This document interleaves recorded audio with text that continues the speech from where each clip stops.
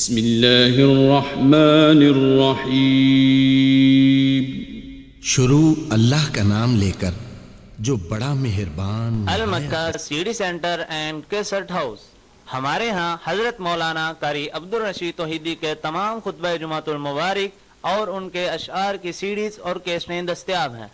اس کے علاوہ جید علماء کرام حضرت مولانا ابتسام الہی ظہیر، حضرت مولانا عبداللہ نثار، حضرت مولانا قاری عبدالحفیظ فیصل آبادی، حضرت مولانا حنیف ربانی، حضرت مولانا یوسف پسروری، حضرت مولانا رونا شمشاد سلفی اور تمام جید علماء کرام کی سیڈیز اور کیسٹیں دستیاب ہیں.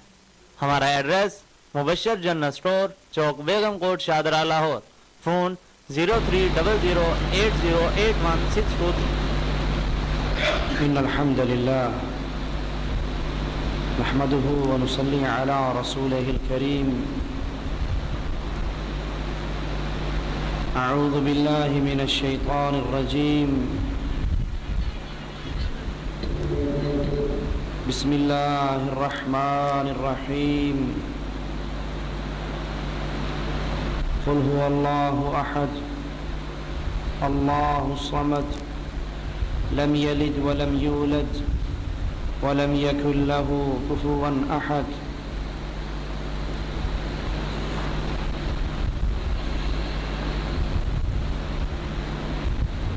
انسان کی یہ زندگی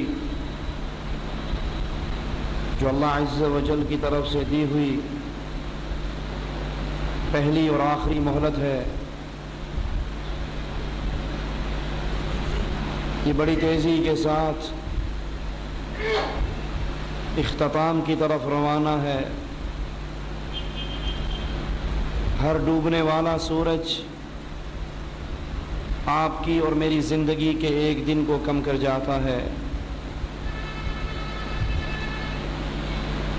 رسول اللہ صلی اللہ علیہ وسلم نے ارشاد فرمایا، اعمار امتی ما بین 60 الى 70 سنہ. اللہ عز و جل نے میری امت کو 60 اور 70 کے درمیان عمر دی ہے.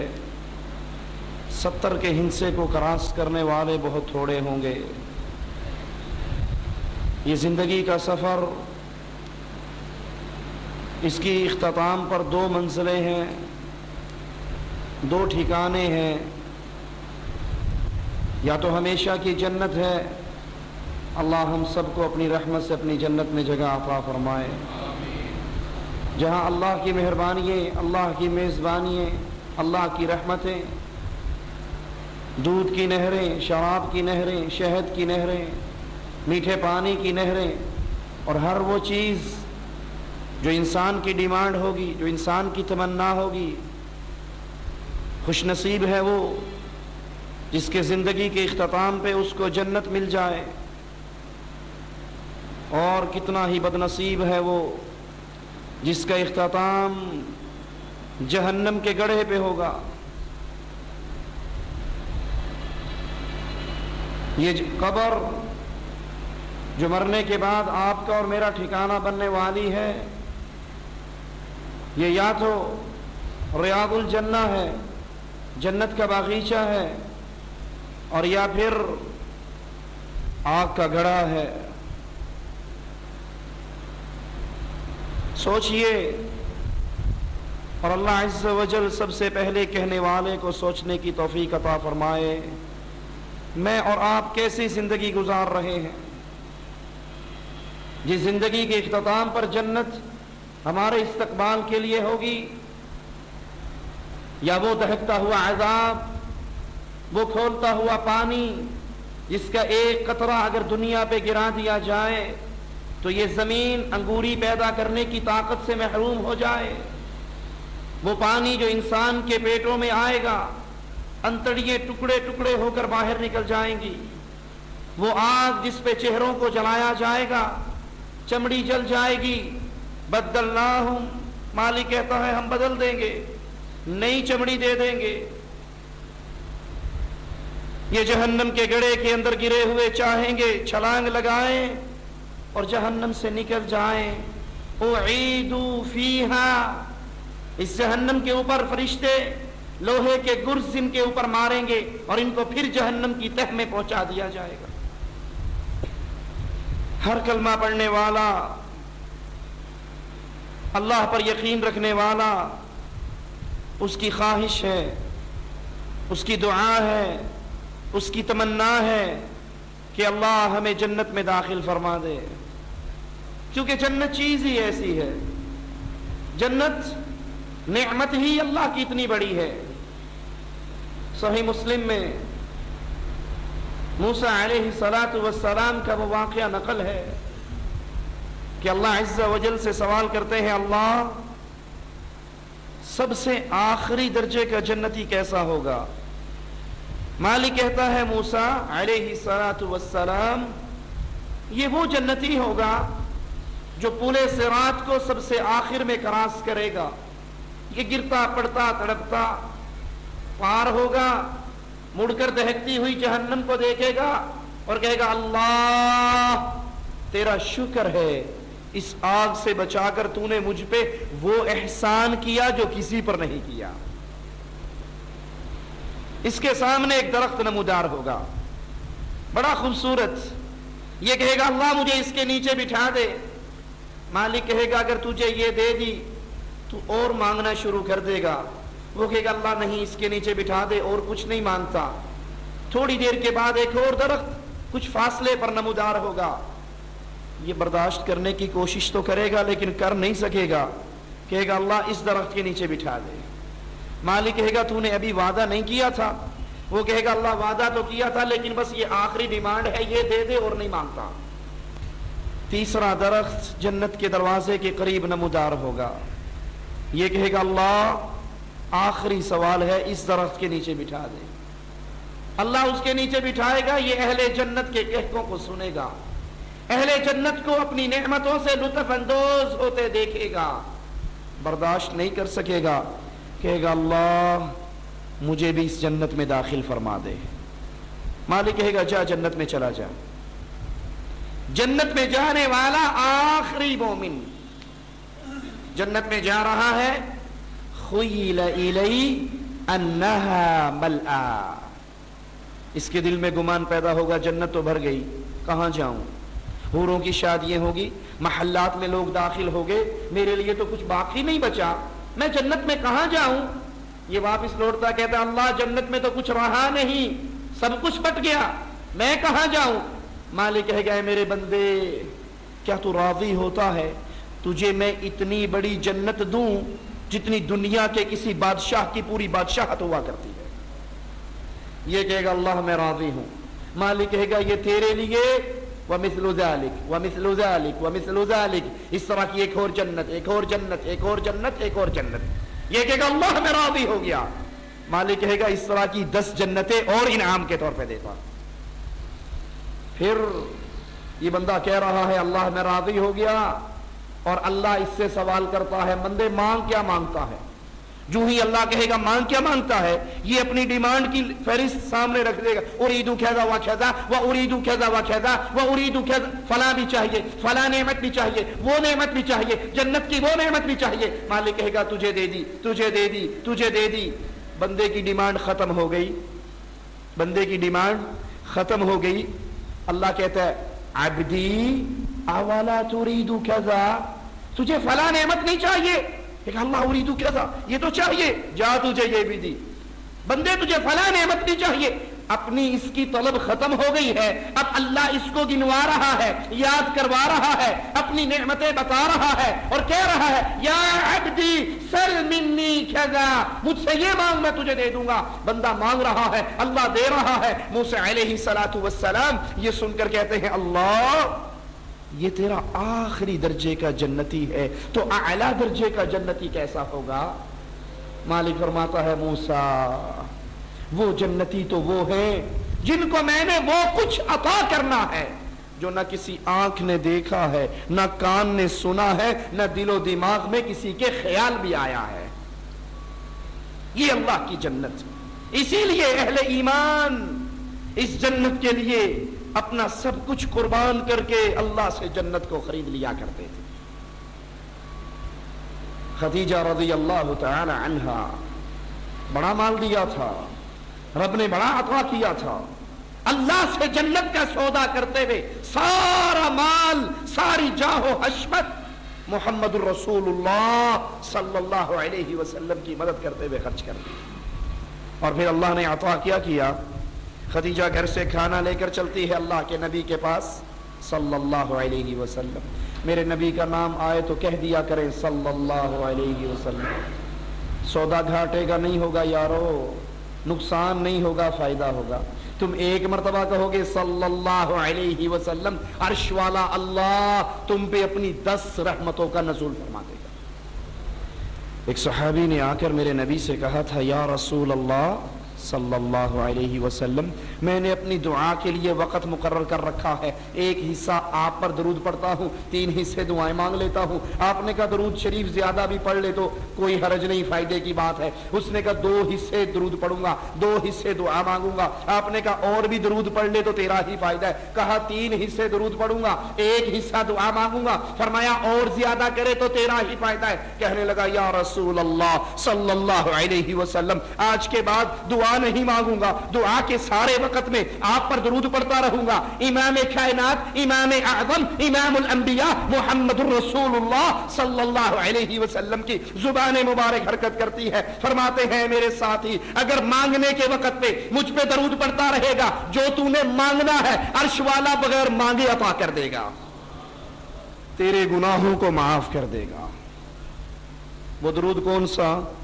दरूद लखी, दरूद माही, दरूद ताज, दरूद made in India, made in Pakistan, made in Raymond, made in Bareilly. वो दरूद वो जो मोहम्मद ने बिलाल को सिखाया था सल्लल्लाहु अलैहि वसल्लम। अल्लाह के नबी के सहाबी इस जन्नत के लिए क्या कर जाते। खदीजा आ रही है खाना लेकर, नबी के पास पहुंचने से पहले आसमान वाला जिब्राइल को भेज देता है और कहता है, ए नबी, ये खदीजा आपके लिए खाना लेकर आ रही है, इसको इसके अल्लाह का सलाम कह दो, इसको जिब्राइल का सलाम कह दो। जिन्होंने जन्नत को समझा, जिन्होंने जन्नत की कीमत को जाना, फिर सब कुछ लुटा डाला, अल्लाह से जन्नत को खरीद लिया। मेरे नबी मिंबर पे चढ़ते हैं, कहते हैं कौन है 100 ऊंट दे दे, मैं उसको जन्नत का टिकट देता हूं। उस्मान तेरी अजमतों पे कुर्बान। उस्मान रज़ी अल्लाहु अन्हु वर्दा खड़े होते हैं, आका जन्नत का सौदा है तो ऊंट मुझसे लीजिए, अल्लाह की जन्नत मुझे दीजिए। नबी फिर मांगते हैं, उस्मान फिर देते हैं, नबी फिर मांगते हैं, उस्मान फिर देते हैं। नबी मांग रहे हैं, उस्मान दे रहे हैं, झोलिए भर रहे हैं, और आखिरी बार अशरफिये भर के लाके, उस्मान बस करो, उस्मान बस करो, आज के बाद तुम कोई अमल भी ना करो, अल्लाह ने मुझसे वादा कर लिया है तुम्हें जन्नत जरूर अता करेगा। मेरे नबी ने कहा था कौन है? यहूदी के पास मीठे पानी का कुआं है मदीने में, ये बड़ा महंगा पानी बेचता है, कौन है? ये कुआं खरीद के दे दे। मोहम्मद करीम सल्लल्लाहु अलैहि वसल्लम, वो हस्ती जिसकी जुबान अपनी मर्जी से नहीं हिला करती, तब हिलती है जब अर्श वाला हिलाना चाहता है। वमा यंतिकु अनिल हवा इन हुवा इल्ला वह्यु यूहा। हर बंदा अपनी मर्जी से बोलता है, और मोहम्मद जब दीन की बात करते हैं अर्श वाले की मर्जी से बोलते हैं।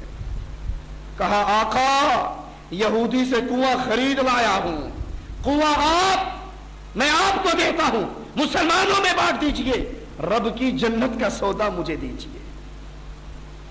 अल्लाह के नबी अलैहिस्सलातु वस्सलाम के पास एक शख्स आता है, कहता है या रसूल अल्लाह सल्लल्लाहु अलैहि वसल्लम, मेरा बाग है, मेरे भाई का बाग है, मैं दरमियान में दीवार करना चाहता हूं, मेरे बीवी बच्चों की रिहाइश बाग के अंदर है, हम दोनों की इस दीवार के दरमियान में भाई की खजूर का एक दरख्त रुकावट है, या रसूल अल्लाह सल्लल्लाहु अलैहि वसल्लम, इससे कहो ये दरख्त मुझे हिबा कर दे, हदिया दे दे, गिफ्ट दे दे, और अगर नहीं देता तो बेच दे, इसकी कीमत देने के लिए तैयार हूं, मैं दीवार बनाना चाहता हूं ताकि मेरी बीवी बच्चों की बेपर्दगी। हमारे घर में भी ये पर्दे का सिस्टम है, घर में इंसान गायब है, बेटी के साथ कजन गप्पे मार रहा है, अजी ओ नहीं जी तुसी नहीं समझते, मामू दा पुत्र जो होया یہ ماموں کا بیٹا ہے، بھائی ہے، بچپن میں کھیلے ہیں، دوست ہیں، اکٹھے رہے ہیں، بچپن کے ساتھ ہی ہیں۔ ارے اللہ کی شریعت کے اندر بھائی وہ ہے جو اس کی ماں جایا ہے یا اس کی ماں کا دودھ پینے والا ہے۔ ماموں کا بیٹا اس کے لیے بالغ ہونے کے بعد پردے کا حق رکھتا ہے، دیور پردے کا حق رکھتا ہے، جیٹھ پردے کا حق رکھتا ہے۔ مومن کا گھرانہ با پردہ ہوا کرتا ہے، بھیڑ بکریوں کا عیّر نہیں ہوا کرتا جس کا منہ اٹھائے وہ اپنے گھر میں داخل ہو جائے۔ نہ پردے کی تمیز ہے، نہ بچیوں کو باہر نکالنے کی تمیز ہے۔ یہ اتوار بازار کی شاپنگ کے لیے جا رہی ہے، یہ شادی کے فنکشن کے لیے جا رہی ہے، چہرہ کھلا ہے، گندے لباس ہے۔ یہ اہل ایمان کا گھرانہ نہیں۔ اہل ایمان آقا دیوار بنانا چاہتا ہوں، بھائی سے کو کھجور مجھے دے دے۔ نبی سفارش کرتے ہیں، وہ نہیں مانتا۔ اللہ کے نبی کہتے ہیں یہ درخت اس کو دے دے، اس درخت کے بدلے میں جنت میں ایک درخت پھل والا میں دیتا ہوں، اس کی گارنٹی مجھ سے لے لے، اللہ عطا کرے گا۔ وہ پھر بھی نہ مانا۔ ابو دحدہ رضی اللہ عنہ وارضا یہ ساری بات سنتے ہیں، وہ اٹھ کے نکل جاتا ہے، کہتے ہیں آقا جنت کا یہ سودا صرف اس کے ساتھ تھا یا جو بھی وہ ایک درخت خرید کے آپ کو دے دے اسی کے لیے جنت کی گارنٹی ہے؟ کہا ہاں اسی کے لیے گارنٹی ہے، جو بھی لے کر دے دے۔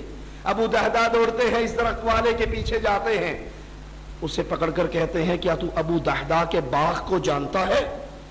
تو نے باغ دیکھا ہے ابو دحدہ کا؟ کہنے لگا کیسے نہیں دیکھا، مدینے کا سب سے بڑا باغ، 600 کھجوروں کے درخت، اس میں کنواں اور چشمے، کون اس سے جاہل رہ سکتا ہے؟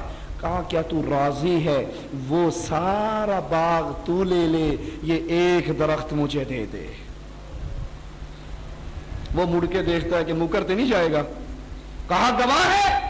ارے تو گواہوں کی بات کرتا ہے، اور میں سوچ رہا تھا اگر تو پورا باغ لے کر بھی یہ درخت دینے پہ راضی نہ ہوا تو میرے پاس اور کیا ہے جو تجھے دے کے درخت خرید لوں۔ درخت خرید کے نبی کی عدالت میں آتے ہیں، کہتے ہیں یا رسول اللہ صلی اللہ علیہ وسلم ابو دحدہ 600 کھجوریں دے کر ایک کھجور خرید کے لایا ہے جنت کے لیے، آقا یہ درخت آپ لیجئے، رب کی جنت مجھے دیجئے۔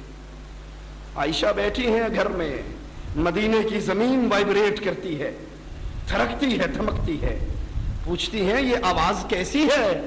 کہنے والا کہتا ہے آج عبد الرحمن ابن عوف کا اونٹوں کا اتنا بڑا قافلہ تجارت کا مال لے کر آیا ہے، وہ اونٹ جب مدینے میں داخل ہوئے اس سے زمین مدینے کی زمین سے آواز آتی۔ کہا سبحان اللہ، عبد الرحمن کا کیا حال ہوگا جب یہ اللہ کی جنت میں چھلانگے مارتا ہوا جا رہا ہوگا۔ سننے والا بھاگا، عبد الرحمن کے پاس پہنچا رضی اللہ عنہ وارضا، کہا عبد الرحمن ماں عائشہ نے بتایا ہے، مومنوں کی ماں نے بتایا ہے تو اللہ کی جنت میں چھلانگے مارتا ہوا جائے گا۔ عبد الرحمن قافلہ چھوڑتے ہیں، مومنوں کی ماں کے پاس آتے ہیں، کہتے ہیں ماں تو نے یہ جملہ کس سے سنا ہے؟ کہا تیرے آقا سے سنا، تیرا آقا ایک دن کہہ رہا تھا عبد الرحمن کا حال کیا ہوگا، مسکراتا ہوا، اٹکھیلیے کرتا ہوا، چھلانگے بھرتا ہوا، یہ اللہ کی جنت میں داخل ہوگا۔ عبد الرحمن کی آنکھوں سے آنسو گرتے ہیں، کہتی ہے، کہتا ہے، آواز لگاتا ہے ماں تو گواہ رہنا، جنت کی بشارت کی اس خوشخبری کی بدلے میں شکرانے کے طور پہ یہ سارا قافلہ میں نے اللہ نام پہ بانٹ دیا ہے۔ یہ اللہ کی جنت ملتی کب ہے اور ملتی کس کو ہے؟ یہ بنیادی سوال ہے لوگوں۔ جنت کا حقدار کون ہے؟ جنت کے دعوے دار تو بہت ہیں، جنت کے تذکرے کرنے والے تو بہت ہیں، جنت کا حقدار کون ہے؟ انہو من یشرک باللہ فقد حرم اللہ، جس نے اللہ کے ساتھ شرک کیا اللہ نے اس پہ حرام کر دیا اپنی جنت کو ہمیشہ کے لیے، مأواہ النار، اس کا ٹھکانہ جہنم کی آگ ہے، وبئس المصیر، برا ٹھکانہ ہے۔ جو اللہ کے ساتھ شرک کرتا ہے وہ اس جنت میں داخل نہیں ہو سکتا، اور جو اللہ کی توحید کو مانتا ہے، توحید پہ یقین رکھتا ہے، توحید پہ ایمان لاتا ہے، وہ دنیا کے اندر رہتے ہوئے بھی جنتی ہے، اور مرتا ہے تو اس کی روح جنت میں پہنچ جاتی ہے۔ فرعون کی بیٹیوں کی آیا، ہاتھ میں کنگھی ہے، زمین پہ گرتی ہے، بسم اللہ کہہ کر اٹھا لیتی ہے۔ فرعون کی بیٹی کہتی ہے بسم اللہ، تو نے میرے بابا کا نام لیا ہے، اس کو اللہ مانتی ہے؟ کہا نہیں، ربی و ربو کی، تیرا اور میرا وہ اللہ ہے۔ یہ دوڑتی ہے فرعون کے پاس، تیرے محل میں رہنے والی تجھے رب نہیں مانتی، کسی اور کو مانتی ہے۔ وہ بلاتا ہے، نعمتیں گنواتا ہے اور کہتا ہے یہ سب چھن جائیں گی اگر اللہ کی توحید کا آوازہ بلند کیا، یہ سب چھن جائیں گی۔ وہ کہتی ہے جو چھین سکتا ہے چھین لے، اس دل سے رب کی توحید کو نہیں چھین سکتا۔ اس کے 5 یتیموں کو بلاتا ہے، تیل کا کڑاہا گرم کرتا ہے، ایک کو اٹھاتا ہے، اس میں پھینکتا ہے اور پوچھتا ہے بی بی کیا پروگرام ہے؟ وہ کہتی ہے ربک اللہ ربی و ربک اللہ، میرا اور تیرا اللہ ہے۔ وہ دوسرے کو پھینکتا ہے، یہی آواز آتی ہے، تیسرے کو پھینکتا ہے، یہی آواز آتی ہے، چوتھے کو پھینکتا ہے۔ 4 معصوم تیل کے کڑاہے میں چٹک چکے ہیں اور اس کی زبان پر لا الہ الا اللہ کا آوازہ ہے۔ 5واں سینے سے لگا ہوا دودھ پیتا معصوم ہے، اس کے ظالم اس کو چھینتے ہیں، اس کی چھاتی سے جدا کرتے ہیں، منہ سے دودھ کے قطرے ہیں، ہاتھ میں ماما کے بال ہیں، تیل کے کڑاہے پہ پہنچتا ہے، ماں مواحدہ ماں برداشت نہیں کر سکتی، چیخ اٹھتی ہے، اس کی چیخ معصوم شیر خوار بچے کے کان سے ٹکراتی ہے۔ اللہ کو اپنی مواحدہ پہ رحم آتا ہے، اس دودھ پیتے کو زبان دے دیتا ہے، یہ کہتا ہے اصبری اماں انتی علی الحق، ماں صبر کر، تو توحید کے لیے قربانی دے رہی ہے، تیرا اور میرا ٹھکانہ رب کی جنت میں ہونے والا۔ اس کو بھی اٹھا کر آگ میں ڈال دیتا ہے، مڑ کر دیکھتا ہے اپنی بیوی سے داد لینے کے لیے، دیکھیے ہی گستاخانہ لسی کی کتا ہے۔ وہ کہتی ظالم قیامت کے دن تیرا کیا حال ہوگا جب یہ 6 کے 6 تیرے گریبان کو پکڑ کے اللہ کے دربار میں سوال کریں گے۔ کہنے لگا ہے تو بھی اللہ اللہ کرنے لگ گئی؟ کہا ہاں میں بھی اس اللہ پر ایمان لے آئی۔ کہتا ہے یہ ساری نعمتیں چھین لوں گا، عذاب دوں گا۔ کہا جو تیرے جی میں آتا ہے کر گزر، جو میرے جی میں آیا ہے، میں نے رب کی توحید کو مانا ہے، میں رب کی توحید پہ کمپرومائز نہیں کر سکتی۔ رب کی توحید کو ایک ایک ووٹ کے لیے قربان کرنے والوں، رب کی توحید کو بکروں کی کھالوں کی نظر کر دینے والوں، رب کی توحید کو برادری کے ڈر سے چھپا جانے والوں، تمہارا رشتہ ان لوگوں سے ہے۔ ہاتھوں میں میخے گاڑ دیتا ہے، جسم میں کیل گاڑتا ہے، درد بڑھتا ہے، آسمان والے کی طرف منہ کرتی ہے، کہتی ہے اللہ اس ظالم کا ظلم بڑھ گیا ہے، میرا گھر اپنی جنت میں بنا لے۔ اللہ اس کے اور جنت کے درمیان پڑے ہوئے سارے پردوں کو ہٹا دیتا ہے، یہ دنیا کی زندگی سے جنت کو دیکھ لیتی ہے، چہرے پہ مسکراہٹ کھیلتی ہے، کیل ہاتھ میں لگنے کا درد ختم ہو جاتا ہے۔ فرعون اپنے ساتھیوں سے کہتا ہے انظروا الی ہذہ المجنونہ، اس پاگل کو دیکھو، میں اس کے ہاتھ میں میخے گاڑ رہا ہوں اور یہ مسکرا رہی ہے، کیونکہ یہ توحید کی وجہ سے اللہ کی رحمت سے اللہ کی جنت کو دیکھ چکی۔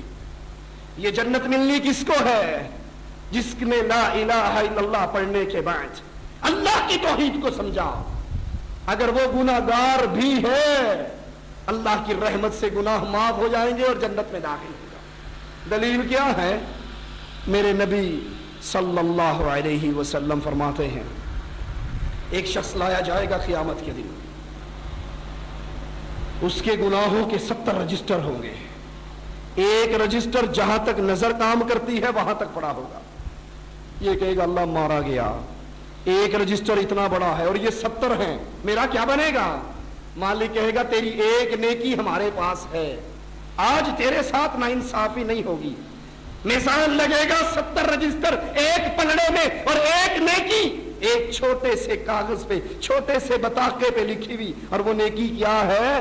نماز پڑھتا تھا، روزے رکھتا تھا، حج کرتا تھا، زکات دیتا تھا، جہاد کرتا تھا، نہ جہاد کی نیکی، نہ نماز کی نیکی، نہ روزے کی نیکی، نہ حج کی نیکی، کیونکہ یہ حج تو مشرکین مکہ بھی کرتے تھے، زکات مشرکین مکہ بھی دیتے تھے، صدقہ ابو جہل بھی کر لیا کرتا تھا، قربانی ابو جہل بھی کر لیا کرتا تھا، روزے ابو جہل بھی رکھتا تھا، عمرہ ابو جہل بھی کرتا تھا، بیت اللہ کا طواف ابو جہل بھی کرتا تھا، بیت اللہ کی تعمیر ابو جہل بھی کرتا تھا، حاجیوں کی خدمت ابو جہل بھی کرتا تھا۔ یہ نیکی نہیں ہے، جب جب تک لا الہ الا اللہ ان نیکیوں کی بنیاد میں نہ آ جائے. لا الہ الا اللہ ہے تو نماز قبول, لا الہ الا اللہ ہے روزہ قبول, لا الہ الا اللہ ہے جہاد قبول. اور جو جہاد لا الہ الا اللہ کی بنیاد کو ہٹا کر کشمیر بنے گا پاکستان یا کسی اور ٹکڑے کے لیے لڑا جائے, رب محمد کی قسم وہ جہاد نہیں ہے, وہ نیکی نہیں ہے, کیونکہ اس کی بنیاد میں لا الہ الا اللہ نہیں. 70 رجسٹر ایک پلڑے میں, ایک چھوٹا سا ٹکڑا ایک پلڑے میں, اور اس پہ لکھا ہوا ہے لا الہ الا اللہ. یہ بندہ مشرک نہیں تھا, یہ غیر اللہ کا پجاری نہیں تھا, یہ اللہ کے علاوہ کسی کو داتا نہیں کہتا تھا, گنج بخش نہیں مانتا تھا, غوث آدم نہیں مانتا تھا, بری کرنے والا نہیں مانتا تھا, اولاد دینے والا نہیں مانتا تھا, رزق دینے والا نہیں مانتا تھا, خزانے دینے والا نہیں مانتا تھا, مشکل کشا, حاجت روا, غوث آدم, غریب نواز, بندہ نواز, بندہ پرور, صرف ایک اللہ کو مانتا تھا, اللہ کے ساتھ کسی کو شریک نہیں کرتا تھا. وہ کہے گا اللہ اتنی سی پرچی اور مقابلہ 70 رجسٹروں سے, میں مارا گیا آج میرا کچھ نہیں بنے گا, میزان لگے گا, ترازو لگے گا, اللہ کا نام لا الہ الا اللہ 70 رجسٹروں سے تولا جائے گا, سارے گناہ ہلکے ہوں گے, توحید کا عقیدہ بھاری ہوگا, یہ اللہ کی جنت میں داخل ہوگا. آئیے جنت میں جانے کا ارادہ ہے تو رب کی توحید کو سمجھیے. سب سے پہلی توحید. ابو جہل نے آ کر پوچھا تھا صف لنا ربک, اپنے رب کی صفات بیان کرو. من ای جنس ہوا, ام ہوا من فضہ, ام ہوا من ذہب. اے محمد صلی اللہ علیہ وسلم, آپ کا رب سونے کا ہے, چاندی کا ہے, کیسا ہے, اس کی صفات تو بیان کرو. مالک نے صفات بیان کی. سب سے پہلی صفت اللہ کی کیا ہے؟ قل هو اللہ احد. اللہ کتنے ہیں؟ 2 3 4 5 نہیں, قل هو اللہ احد. اللہ ایک ہے. اللہ اپنی ذات میں اکیلا ہے, تنہا ہے, یکتا ہے, وہ 2 نہیں ہے. اللہ کا بیٹا ہے. یہودیوں نے کہا عزیر ابن اللہ, عزیر اللہ کا بیٹا ہے. عیسائیوں نے کہا عیسی ابن اللہ, عیسی اللہ کا بیٹا ہے. کفار مکہ نے کہا فرشتے اللہ کی بیٹیے ہیں. قرآن نے آواز لگائی تکاد السماوات یتفطرن من وتنشق الارض وتخر الجبال هدا ان دعوا للرحمن ولدا. قریب ہے آسمان پھٹ جائے, زمین پھٹ جائے, پہاڑ ریزے ریزے ہو جائے. ان ظالموں نے اللہ کا بیٹا بنا لیا. اللہ کا کوئی بیٹا, اللہ کا کوئی جز, اللہ کا کوئی ٹکڑا نہیں ہے. اللہ اپنی ذات میں اکیلا ہے. یہ پہلا سبق ہے توحید کا, جن کو مشرکین مکہ نے بھلایا, جس کو یہودیوں نے بھلایا, جس کو عیسائیوں نے بھلایا. کسی نے 2 اللہ مانے, کسی نے 3 اللہ مانے, کسی نے بے شمار اللہ مانے, کسی نے 5 اللہ مانے. آج کلمہ پڑھنے والوں کی کیفیت بھی کوئی مختلف نہیں ہے. آپ نے آواز نہیں سنی کبھی الصلاۃ والسلام علیک یا نور من نور اللہ؟ سنا یا نہیں سنا؟ لاہور والوں, ہم نے لاہور میں ہی سنا. لاہور کی ایک مسجد کے خطیب نے معراج کا سفر بیان کرتے ہوئے کہا, سی ڈی ہمارے پاس موجود ہے, جو دیکھنا چاہے دکھا سکتے ہیں. کہا جب معراج کا سفر شروع ہوا, اللہ کے نبی مسجد اقصی سے نکلے, بشریت کا چولا وہاں پہ اتار دیا. وہ کہتے ہیں نبی بشر نہیں ہے, بشریت کے چولے میں آئے ہیں. وہی جو مستوی عرش تھا خدا ہو کر اتر پڑا مدینے میں مصطفیٰ ہو کر. بیتے دی گال نہ کرمائی, بابا بلے شاہ کا شعر ہے. بیتے دی گال نہ کرمائی, مینو الف دی سمجھ نہیں آئی, میم دا برخا پا کے احد احمد دے وچ اتر آئی. اللہ کا نام کیا ہے؟ احد. نبی کا نام کیا ہے؟ احمد. دونوں میں ڈیفرنس کتنا ہے؟ میم کا. وہ کہتا ہے بیٹے نہ پڑھاؤ, میں نے ابھی الف نہیں پڑھا. اللہ احد ہے, محمد احمد ہے, میم کی مروڑی کا برخا ہے. اللہ خود محمد کی صورت میں زمین پہ آ گیا ہے. لا حول ولا قوت الا باللہ. یہودیوں نے عزیر کو اللہ کا بیٹا بنایا, عیسائیوں نے عیسیٰ کو اللہ کا بیٹا بنایا, اور آج کلمہ پڑھ کے ہم نے محمد الرسول اللہ صلی اللہ علیہ وسلم کو اللہ کے نور کا ٹکڑا بنایا. بلکہ کہا معرفت دیاں گلاں نے تسی نہیں سمجھ دے. بندہ عبادت کر کر کے اتنے اوپر مقام پہ پہنچ جاتا ہے کہ وہ اللہ میں فنا ہو جاتا ہے, فنا فی اللہ بن جاتا ہے. کوئی اللہ میں فنا ہو سکتا؟ اللہ کسی میں حلول کر سکتا؟ موسیٰ علیہ السلام نے کہا تھا اللہ تجھے دیکھنے کو جی چاہتا ہے. مالک نے کہا اس پہاڑ کو دیکھ لے, اگر یہ ٹھہرا رہا تو تو دیکھ لے گا. لن ترانی, تو مجھے دنیا کی ان آنکھوں سے نہیں دیکھ سکتا. اور وہ کہتے ہیں عبادت کر کر کے بندہ خود اللہ بن جاتا ہے. جیسے منصور حلاج نے کہا تھا انا الحق, میں اللہ ہوں, میرے اندر اللہ آ چکا ہے. لا حول ولا قوت الا باللہ. یہ وہ بنیادی شرک ہے اللہ کی ذات میں.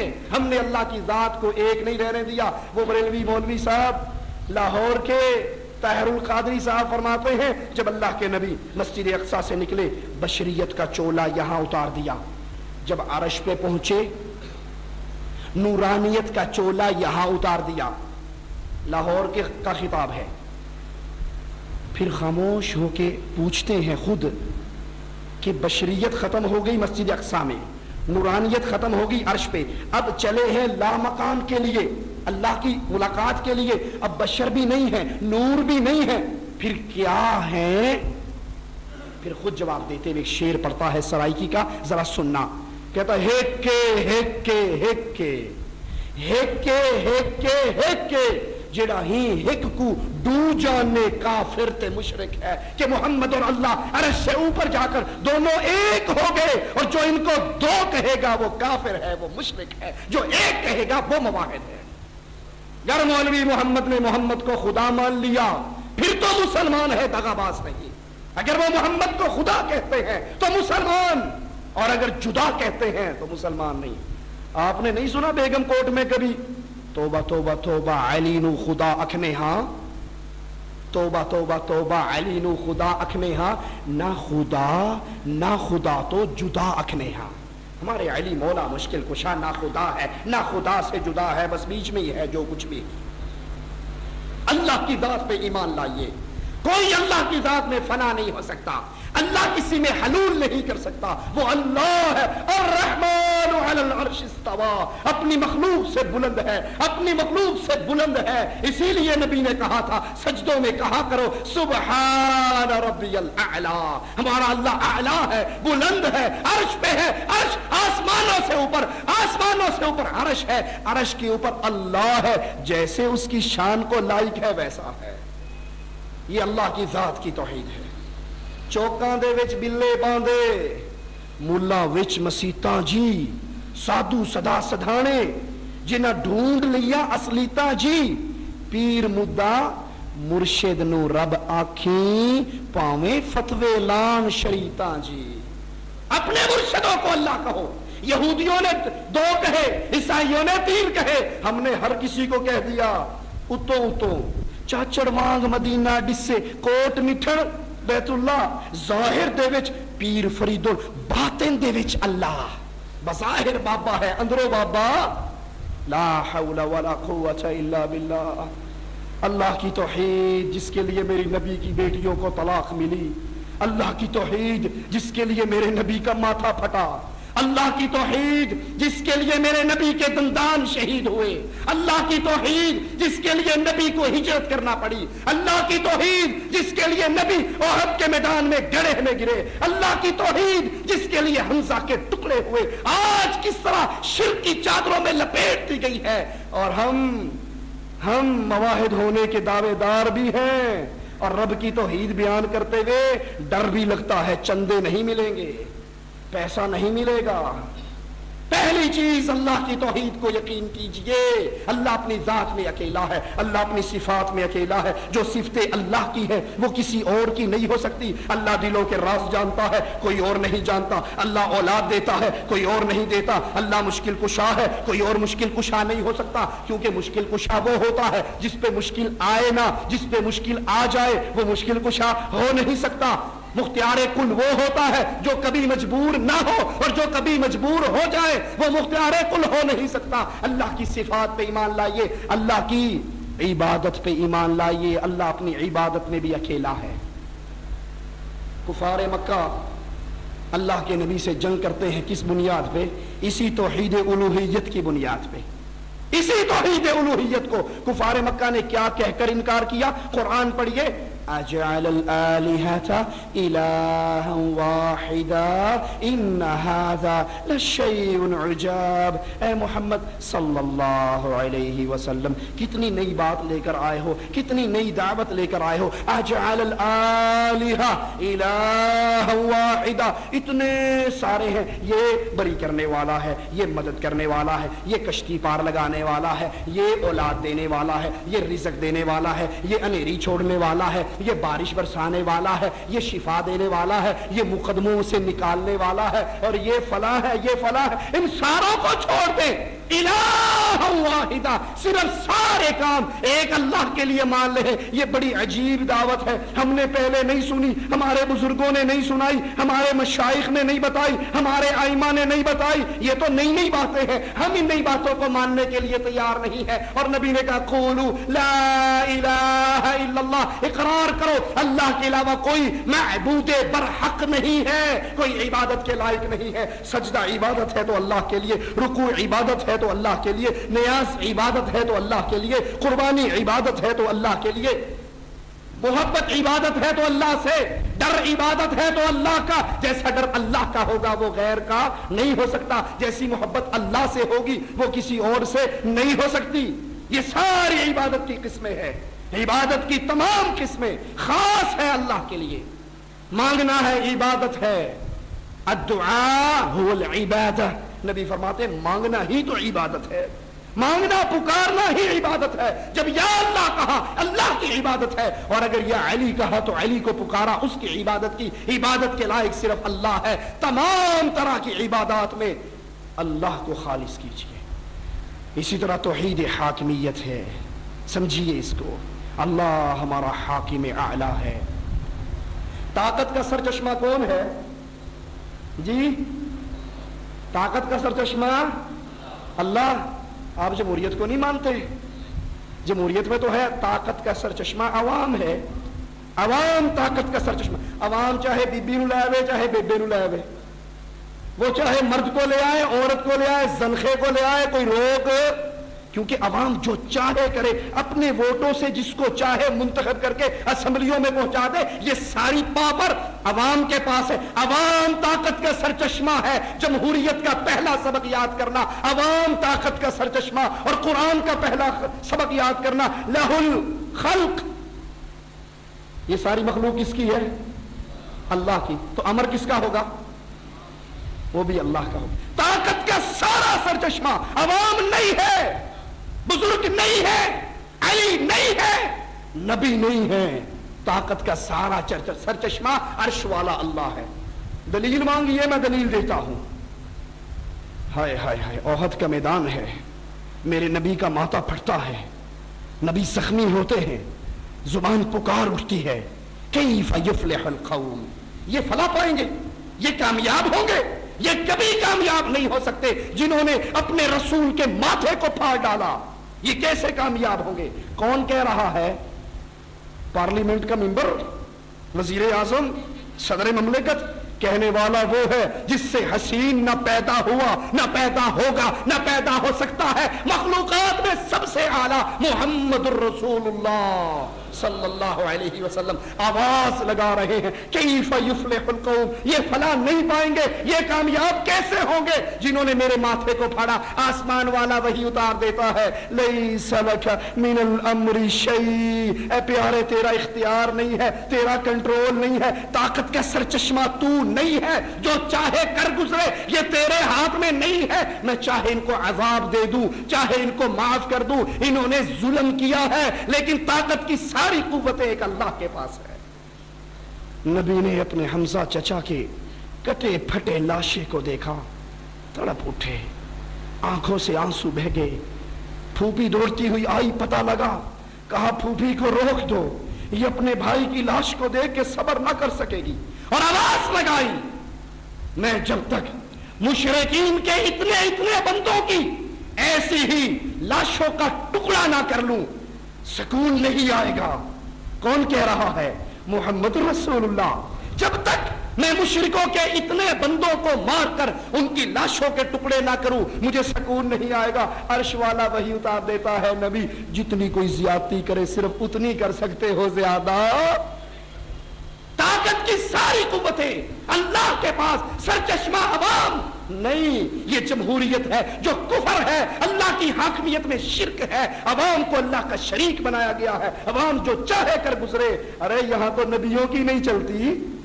میرے نبی نے کہا صلی اللہ علیہ وسلم، آج کے بعد شہد نہیں کھاؤں گا۔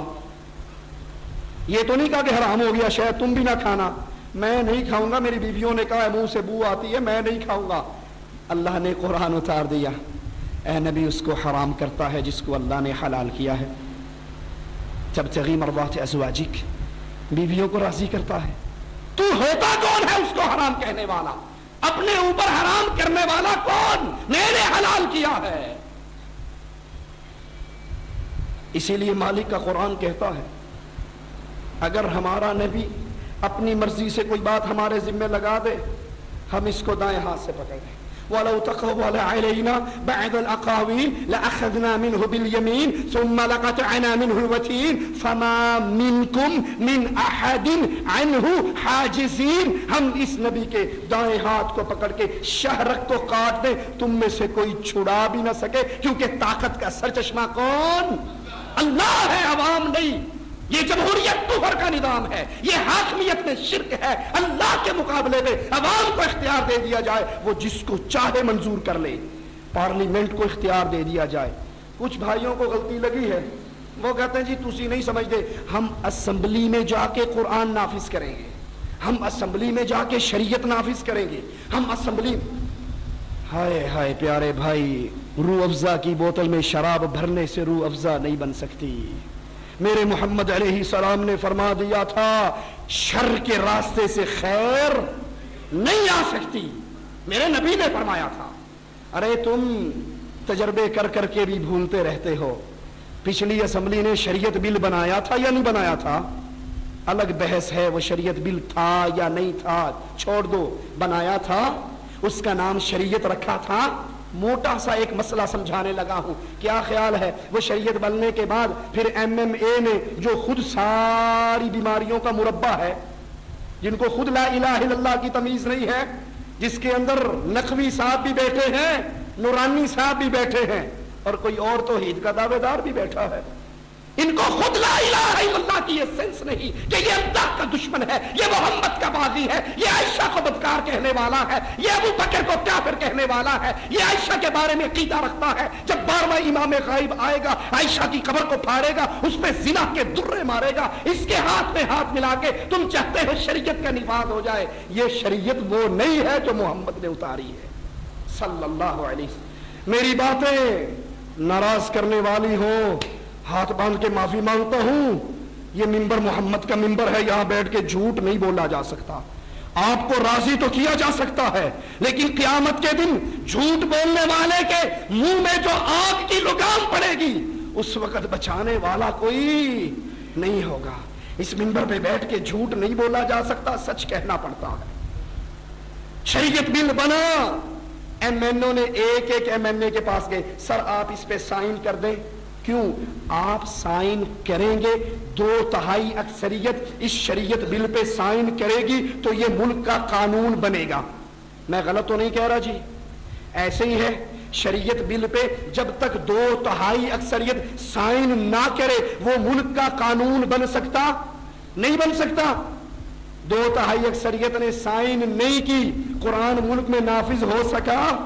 اب اللہ کا واسطہ دے کر پوچھتا ہوں، جس MNA کی قلم میں یہ طاقت مان لی جائے، یہ پاس کرے گا، قرآن قرآن کہلائے گا، یہ فیل کرے گا، قرآن قانون نہیں کہلائے گا، رب محمد کا واسطہ ہے بتاؤ یہ قلم والا مسلمان ہے؟